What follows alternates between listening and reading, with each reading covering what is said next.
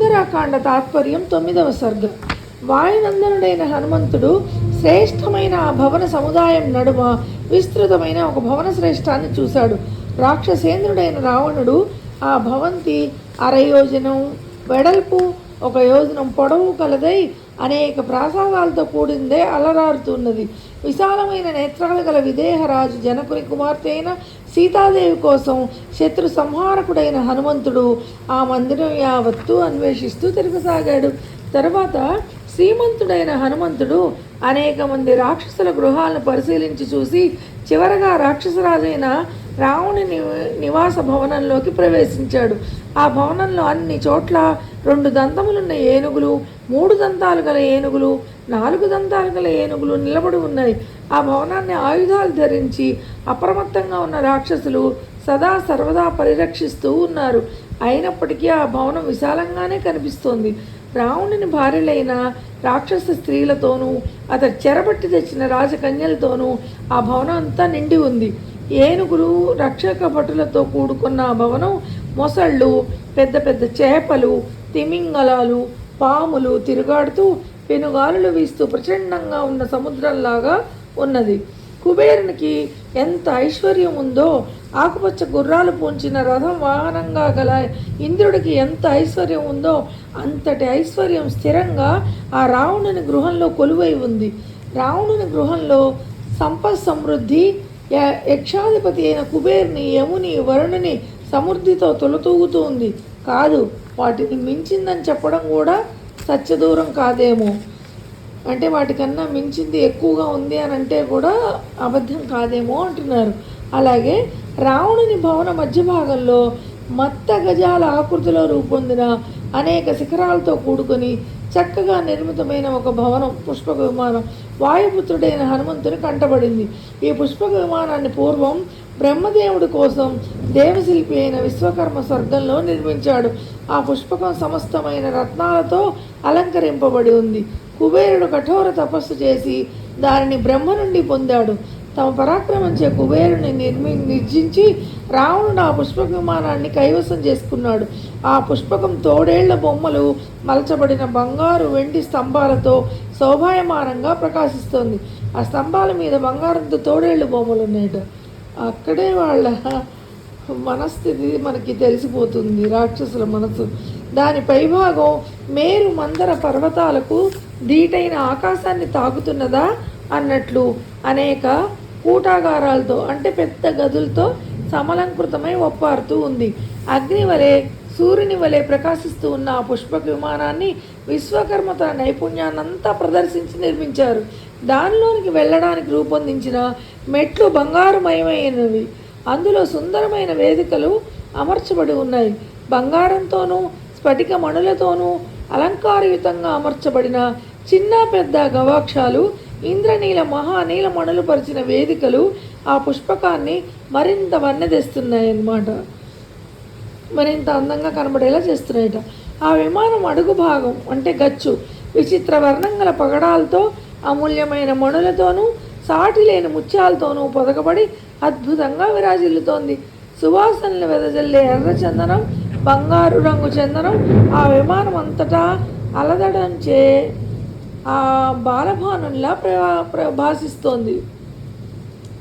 సుందరమైన వివిధ కూటాగారాలచే, అంటే గదులతో కూడుకున్నది, దివ్యమైనటిది అయిన ఆ పుష్పక విమానాన్ని హనుమంతుడు అధిరోహించాడు. అంటే ఎక్కారట ఆయన. హనుమంతుడు ఆ పుష్పకంలోకి రాగానే మద్యాది పానీయాలు, భక్ష్యాలు, అన్నాలు మొదలైన ఆహార పదార్థాల నుండి వెలువడిన కమ్మని వాసనలు, ఆ వాసనలను ఆయన ఆఘ్రాణించారు. అంటే ఆ స్మెల్ చూశారట ఆయన వాటిని. ఆ కమ్మని వాసన ఒక బంధువు తన ఆప్త బంధువును ఆహ్వానించినట్లు, ఒక బలశాలి అయిన హనుమంతుణ్ణి రావణుడున్న చోటుకు ఆహ్వానించనా అన్నట్లు అనిపించింది. అటువైపు బయలుదేరిన హనుమంతుడు అక్కడ రావణునికి ప్రీతిని కలిగించే ఉత్తమ వంశ సంజాత అయిన తరుణి వలె విలసిల్లుతూ విశాలమైన అందమైన ఒక శాలను చూశారు. ఆ శాలలో అమర్చబడిన మెట్లు మణులచే పొదగబడి ఉన్నాయి. అక్కడి కిటికీలు బంగారంతో నిర్మితమైనవి. నేల స్ఫటికమణి సమావృతమై అలరాడుతోంది.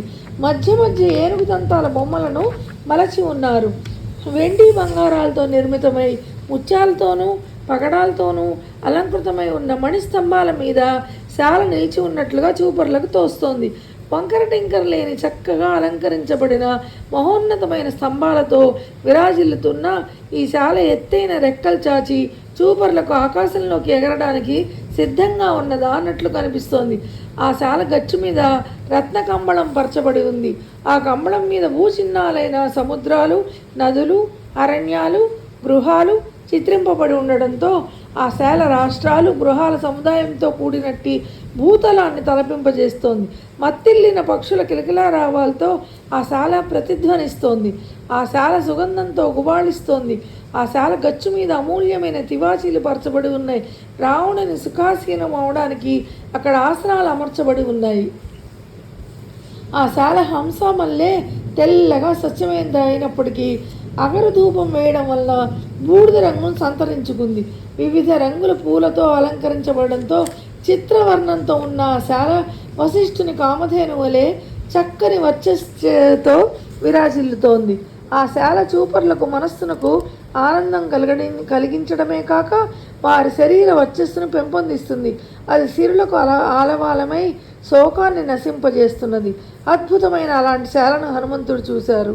రావణునిచే పరిరక్షితమైన ఆ శాల సందర్శకుల పంచేంద్రియాలకు కావలసిన ఉత్తమమైన పదార్థాలను సమకూర్చడం మూలంగా తల్లి వలె వారికి సంతృప్తిని చేకూరుస్తున్నది. ఇది స్వర్గమా, దేవలోకమా, ఇంద్రుని రాజధాని అయిన అమరావతి పట్టణమా, లేక సృష్టికర్త అయిన బ్రహ్మదేవుని సత్యలోకమా అనే ఆ శాల వైభవాన్ని చూసి ఆశ్చర్యపోతూ హనుమంతుడు భావించాడు. హనుమంతుడు అక్కడ పెద్ద బంగారు దీపసెమ్మలతో నిశ్చలంగా వెలుగుతున్న దీపాలను చూశాడు.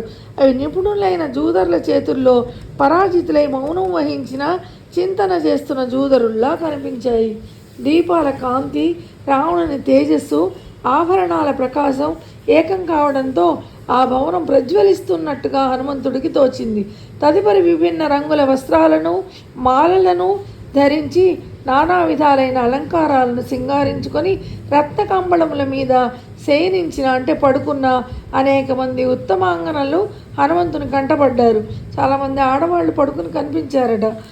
ఆ స్త్రీలందరూ అర్ధరాత్రి వరకు ఆటపాటలతో మునిగి తేలి ఆ తర్వాత మద్యపానం చేత కలిగిన మత్తుకు వశవర్తులై గాఢనిద్రలోకి జారిపోయి ఉన్నారట. శరీరాలు కదలిక లేకుండా ఉండడంతో ఆభరణాల గలగల సవ్వడి లేక నిశ్శబ్దమై ఆ నారీ సహస్రం నిద్రిస్తున్న ఆ భవనం అంటే వేల మంది పైన నిద్రిస్తున్నారట. 1000 మంది ఉన్న అమ్మాయిలు పడుకున్న భవనం అంత నిశ్శబ్దంగా ఉన్న హంసలు, తుమ్మెదలతో కూడుకున్న తామర కొలంలాగా విరాజిల్లుతోందట. దంతాలు కనబడకుండా పెదవులు మూసుకొని కళ్ళు మూసుకొని నిద్రిస్తున్న సుందరీమణుల పద్మాల వంటి పరిమళాన్ని వెదజల్లుతున్న ముఖార విందాలను హనుమంతుడు చూశాడు. ఆ స్త్రీలు మేల్కొని ఉన్నప్పుడు వారి ముఖాలు రాత్రికి క్షీణించి సూర్యోదయం అవుతున్నప్పుడు పద్మాల వలె ఉండి రాత్రి ఎందు ముకుళించుకున్న రేకులు గల పద్మాల వలె ఉన్నాయట. మదించిన తుమ్మెదలు ఆ ముఖార విందాలను వికసించిన పద్మాలనుకొని పదే పదే వాటి మీద నిశ్చయంగా రాలగోరుతాయి. శ్రీమంతుడైన హనుమంతుడు సయుక్తికంగా ఆ స్త్రీల ముఖాలను గురించి పై విధంగా అనుకున్నారు. ఎందుకంటే సౌందర్య సుగంధాది గుణాలచే ఆ స్త్రీ ముఖాలు పద్మాలకు సాటి అయినవిగా ఉన్నాయి గనక. అంటే వాళ్ళు పక్క తాగి పడిపోయినా కూడా ముఖాలు అంత రమణీయంగా పద్మాలలాగా వికసించిన పద్మాలు కొద్దిగా ముడుచుకుంటూ ఉంటే ఎలా ఉన్నాయో అలా ఉన్నాయి కాబట్టి ఆ తుమ్మెదలు వాటి మీద వారడానికి ప్రయత్నిస్తూ దగ్గరగా వెళ్ళి వస్తున్నాయని ఆయన భావించారట. రావణుని ఆ భవన సుందరాంగులైన ఆ స్త్రీలతో విరాజిల్లుతూ నక్షత్రాలతో విరాజమానమైన శరత్కాల వినిర్మల ఆకాశం వల్లే శోభిల్లింది. ఆ స్త్రీలు తన చుట్టూ ఉండడం వలన రాక్షసరాజైన రావణుడు నక్షత్రాలతో పరివేష్టితుడైన చంద్రుడిలా భాషించాడు.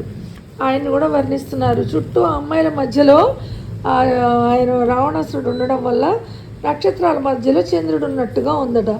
తమ పుణ్యఫలం తీరిపోగా భూమి మీద జారిపడిన ఆ నక్షత్రాలే ఆ స్త్రీల రూపంతో ఇక్కడ కలిసి ఉన్నవని హనుమంతుడు భావించాడు. అక్కడున్న ఆ స్త్రీల కాంతి, వర్ణము, ప్రసన్నత, శుభమైన కాంతిని ప్రసారించే పెద్దదైన నక్షత్రాల కాంతి వర్ణము, ప్రసన్నత, శుభమైన కాంతిని ప్రసరించే పెద్దదైన నక్షత్రాల కాంతివర్ణము, ప్రసన్నతల వలె ప్రకాశిస్తూ ఉన్నాయి.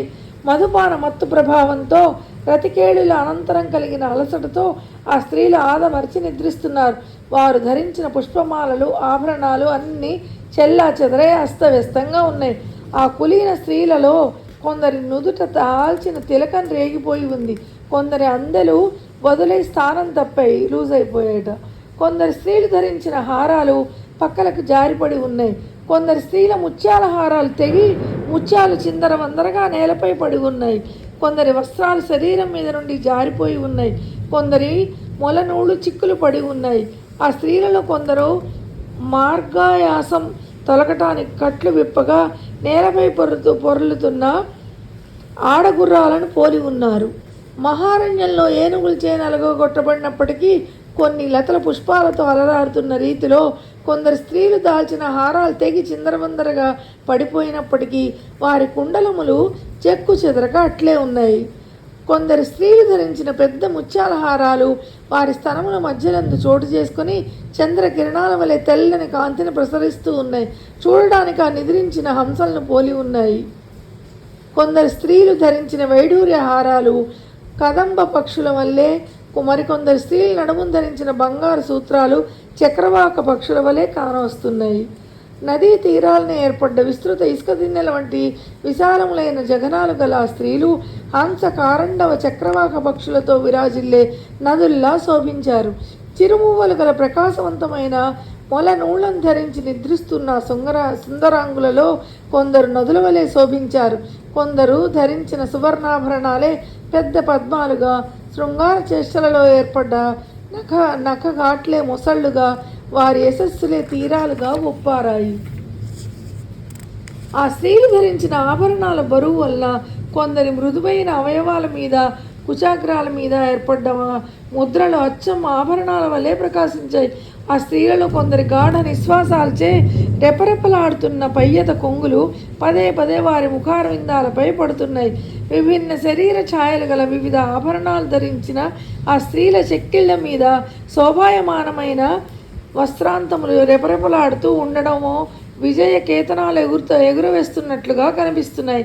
నిద్రిస్తున్న సౌందర్యవతులైన ఆ స్త్రీలలో కొందరి కర్ణాభరణాలు అంటే చెవులవి వారి ఉచ్ఛ్వాస నిశ్వాసల తాకిడికి మెల్లమెల్లగా కదులుతూ ఉన్నాయి. ఆ స్త్రీల నిట్టూర్పులు స్వాభావికంగానే పరిమళభరితమైనవి. చక్కెరతో తయారైన మద్యం సేవించడంతో వారి ముఖ నిశ్వాసం మరింతగా పరిమళిస్తూ రావణుని మీద ప్రసరించి సేవిస్తున్నట్టుగా ఉన్నది. రావణుని భార్యలు కొందరు మద్యపాన పారవస్యంతో రావణుని ముఖమే అనే భ్రాంతి చేత సవతుల ముఖాలను పదే పదే ముద్దు పెట్టుకోసాగారు. రావణుని పట్ల అమిత అనురక్తి గలవారవడం చేత ఆ సుందరాంగులు తమ చెంతనున్న సవతులను రావణుడే అని భ్రమించి ఆ మత్తులో చుంబిస్తూ వారికి ప్రియాన్నే చేకూర్చారు. ఆ సవతులు తమను రావణుడే ముద్దాడుతున్నాడని భ్రమించి వాళ్ళు కూడా ప్రీతి నొందారు. కొందరు అతివలు కడియములచే అలంకరింపబడిన తమ భుజములను రమ్యాతిరమ్యములైన వస్త్రములను తలగడలుగా చేసుకుని హాయిగా నిద్రిస్తున్నారు. వారిలో ఒక స్త్రీ వేరొక స్త్రీ వక్షస్థలంపై తల ఉంచి నిద్రిస్తుండగా ఆమె భుజములపై తలపెట్టి మరొక స్త్రీ నిద్రిస్తోంది. ఒక స్త్రీ మరొక స్త్రీ తొడ మీద తలపెట్టి నిద్రించగా ఆమె భుజముల మీద తలండి మరో స్త్రీ పడుకుని ఉంది. అట్లా చైన్ లాగా ఒకళ్ళ మీద ఒకళ్ళ తల చేయి మీద, ఒకళ్ళు కాలు మీద, ఒకళ్ళు నడుము మీద, అట్లా చైన్ లాగా ఒకళ్ళకొకళ్ళు అట్లా పడుకున్నారట. మద్యపానంచే కలిగిన మదంచే మైత్రి ప్రాబల్యంచే పరవశులైన ఆ స్త్రీలు ఒండొర్ల తొడలు పక్కలు కటి ప్రదేశముల మీద తలలు ఆంచి కాళ్ళు చేతులు వేసి పడుకొని ఉన్నారు. ఒండొర్లు భుజాలనే దారంతో గుచ్చబడిన ఆ స్త్రీ బృందమనే మాలను అంటే వాళ్ళు చూస్తే పడుకున్నది ఒక హారం లాగా ఉందట. మదించిన తుమ్మెదలు గలది దారంచే గుచ్చబడినది అయిన పుష్పమాల వలె ప్రకాశిస్తుంది. వాళ్ళు పడుకున్న ఒకళ్ళ పడుకున్న తీరు చూస్తే ఒక పూలమాల గనక గుచ్చితే ఎలా ఉంటుందో అట్లా పడుకున్నట్టుగా అనిపిస్తుందట. ఆ రావణుని స్త్రీజన సమూహం అనే వనం వసంత ఋతువులో వాయు సంచారంచే పుష్పించిన లతావనాన్ని తోపింపజేస్తోంది.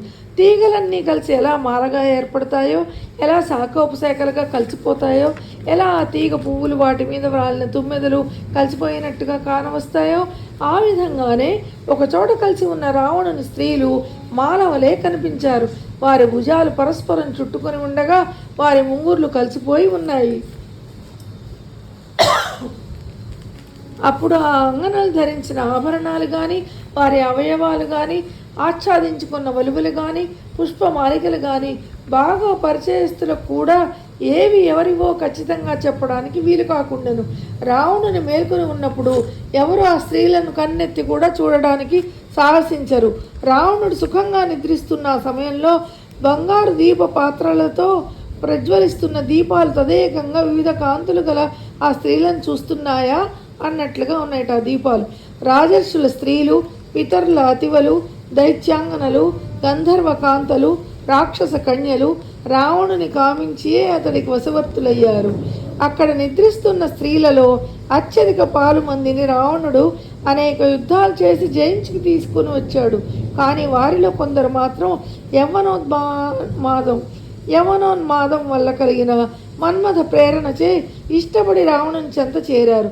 అత్యుత్తమురాలైన సీతాదేవి తప్ప ఆ స్త్రీ సమూహంలో రావణుడు తన పరాక్రమంచే బలాత్కారంగా తీసుకొచ్చిన వారు మచ్చుకి కూడా ఎవరూ లేరు.